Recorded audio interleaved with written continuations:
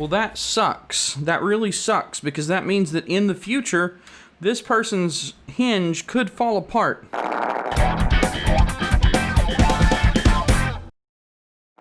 This is a... What is this?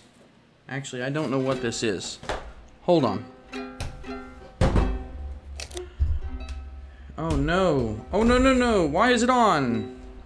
Always check to make sure that the thing's not on before you do this stuff, by the way. Why do you want to replace the battery? It looks like it works fine.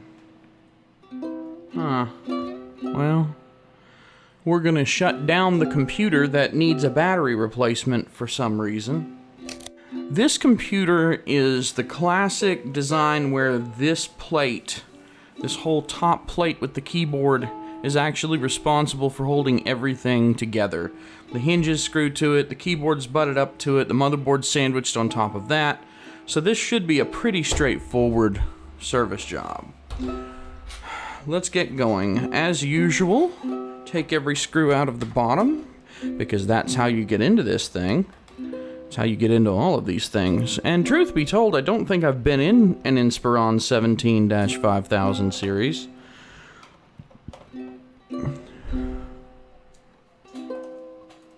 Come out. Come out. There you go. Take all the screws out. Sorry you can't see them, but, you know, there they are.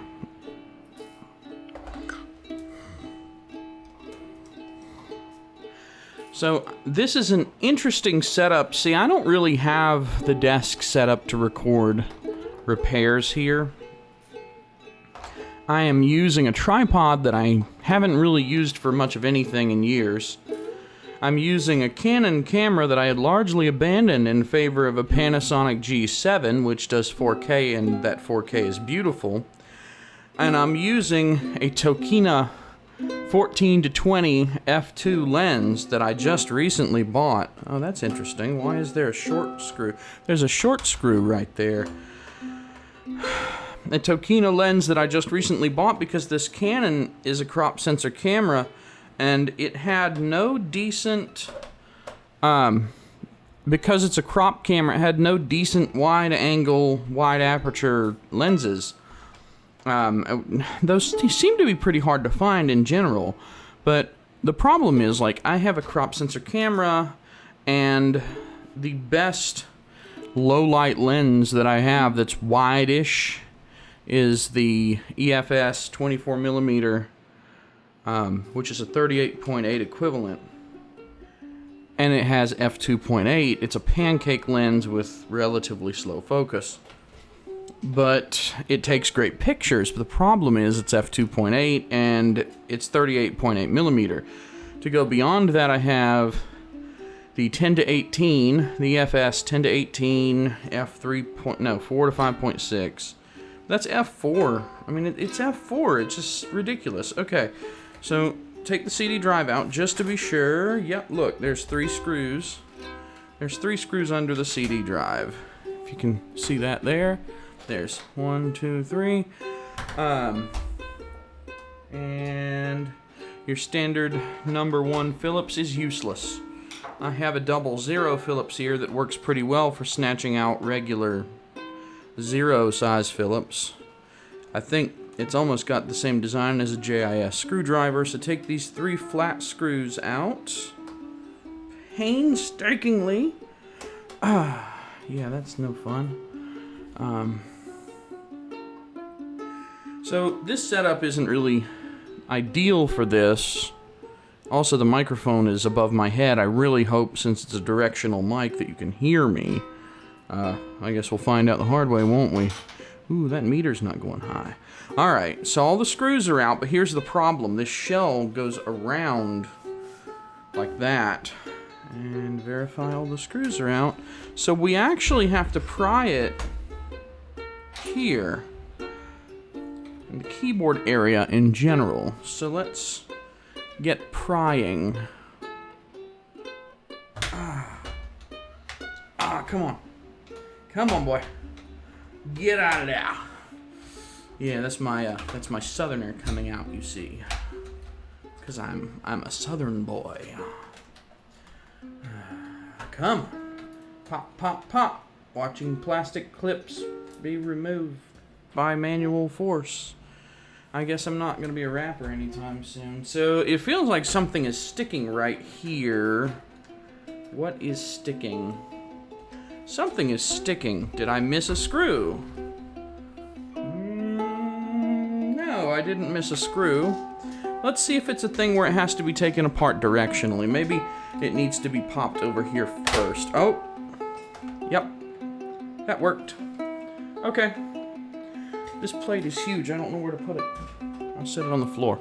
Okay, now, the imaging is a little, yeah, it's kind of bright, isn't it? Yeah, whatever, we'll leave it.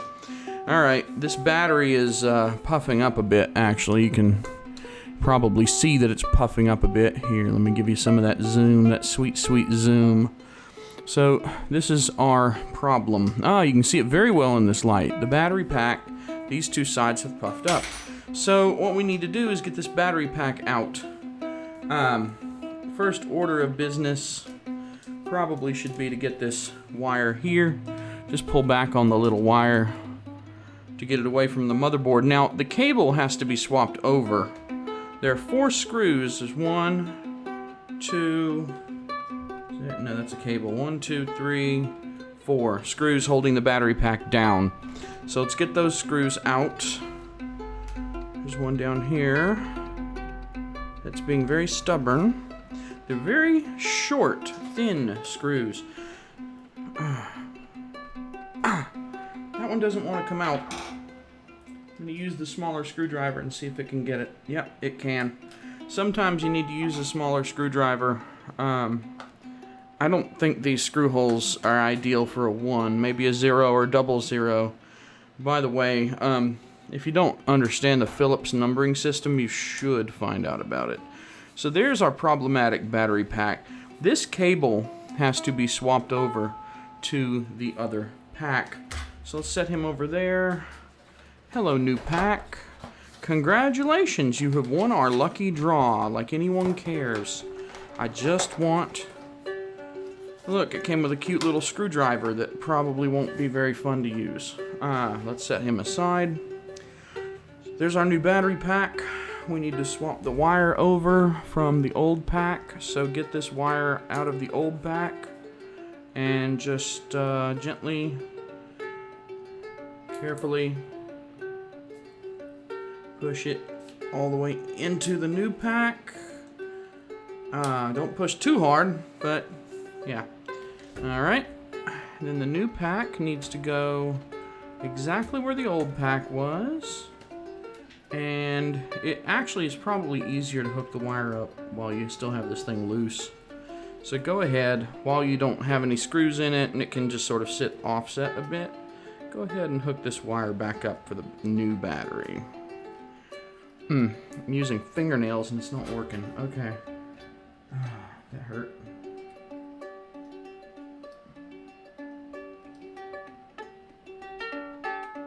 Doesn't want to go in. Hold on.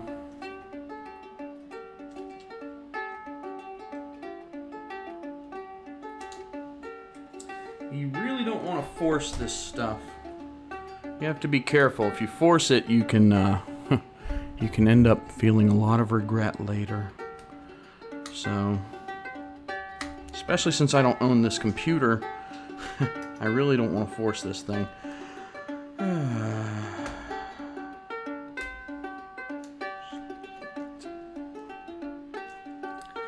Okay, it's being stubborn, so, you know, that's kind of a problem.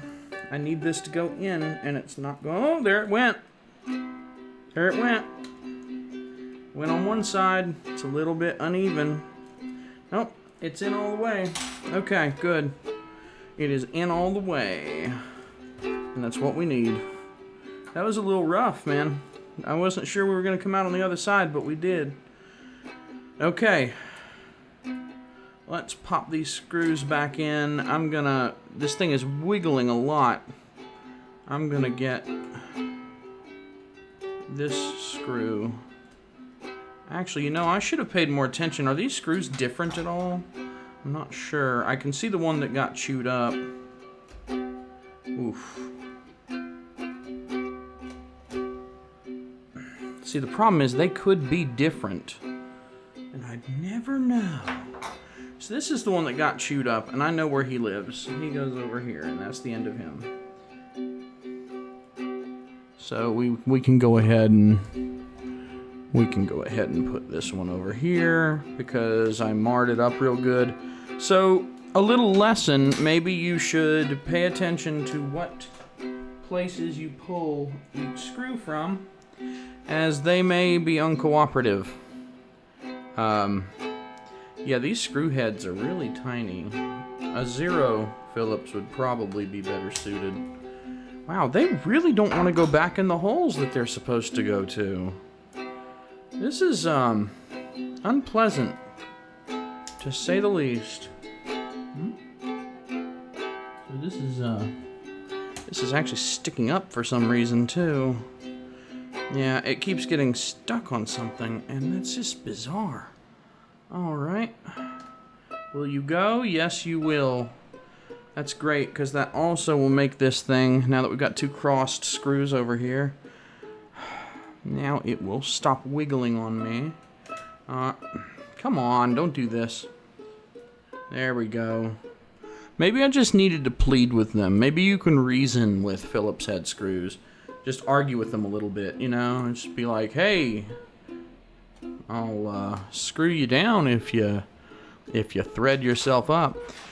Now, before we go hooking this mess back up, before we go saying, oh yeah, here customer, here's your stuff, let's turn it on. Power works. I'm going to use F2, F2, F2 to make sure we go to setup and not to boot. And yeah, we're good. And battery information says 48% discharging, health excellent. Good. Let's turn it off by holding the power button. And let's put it back together. Joy! So those 4 screws, the wire is good. And we can go ahead, you know, while we're in here, let's go ahead and pop this dim here.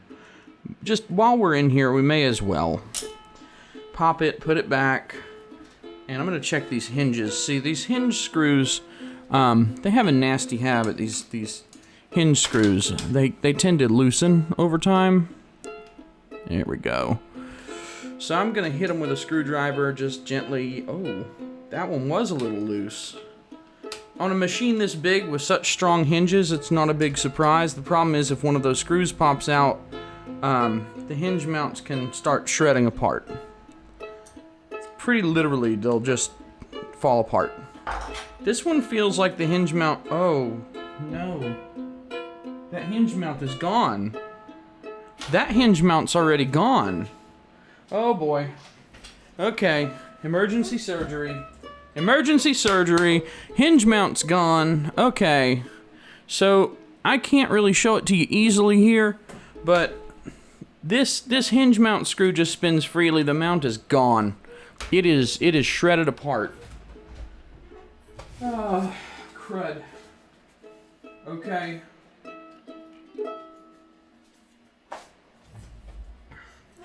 Well, that sucks. That really sucks, because that means that in the future, this person's hinge could fall apart. So I'm gonna go ahead, pull it up, and try to do kind of an emergency epoxy job to this thing, because that is not good. Yeah, oh yeah, that mount is shredded. It is just flat out gone, buddy. Okay, let me go get a Q-tip. Emergency surgery. We have plastic bonding epoxy, a pair of pliers, needle nose pliers. We'll cut the end off of this Q-tip here. I'm sorry, cotton swab. It's a cotton swab. It is not a Q-tip. It is a cotton swab. Loctite plastics. I don't even know if they make this stuff anymore, but I keep being able to purchase it.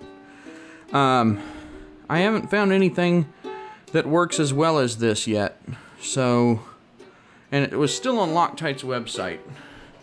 So I can only assume that they do still make it, and it's just not sold widely. We don't need much, either. That's actually a bit too much. Alright. I don't know how many of you have ever seen me do an epoxy job before, but you're going to now. So, we got the resin and hardener. Oh, the fumes are bad. Always ventilate the room. I should probably go turn on the fan right now.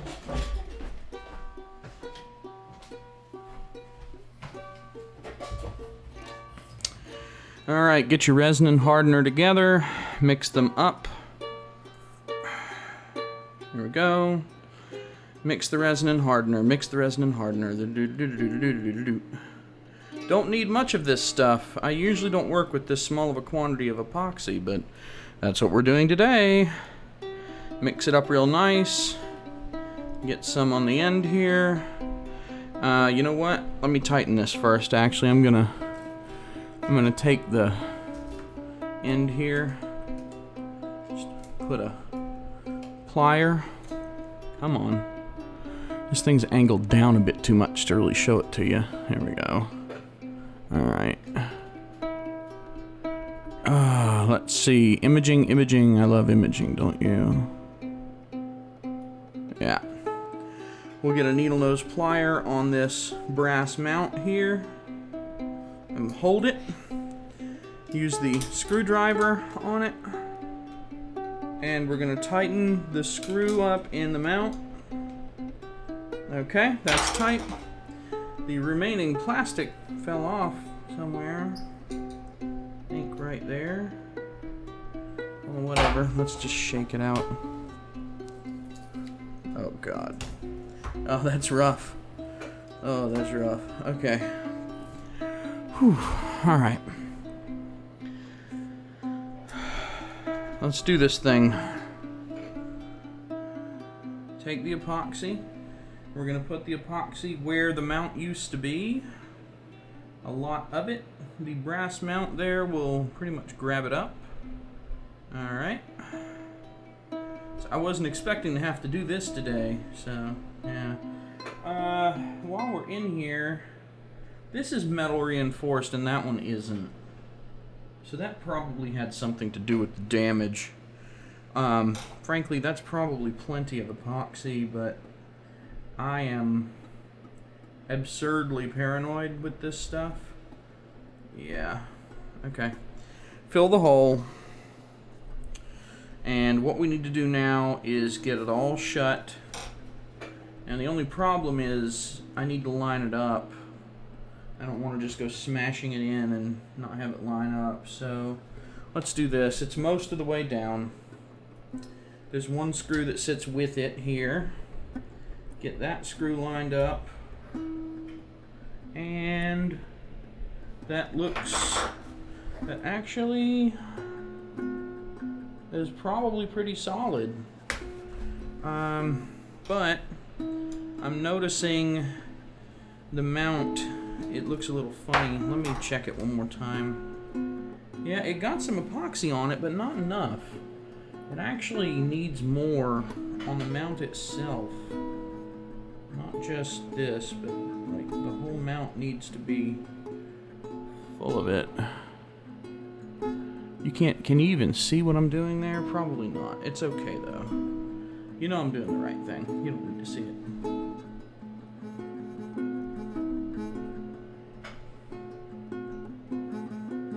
Okay. And we're good there. Alright. Tighten that one up reasonably tight. Emergency surgery complete. We'll now throw the Q-tip and epoxy away.